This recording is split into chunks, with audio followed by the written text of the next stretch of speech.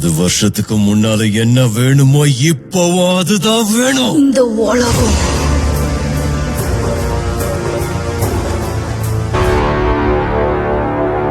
நான் முடிஞ்ச வரைக்கும் யுத்தத்தை தவிர்ப்பேன்.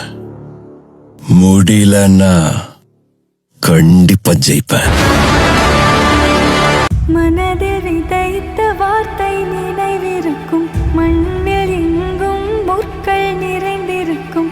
தடைகள் எதையும் மகனே வென்று வா,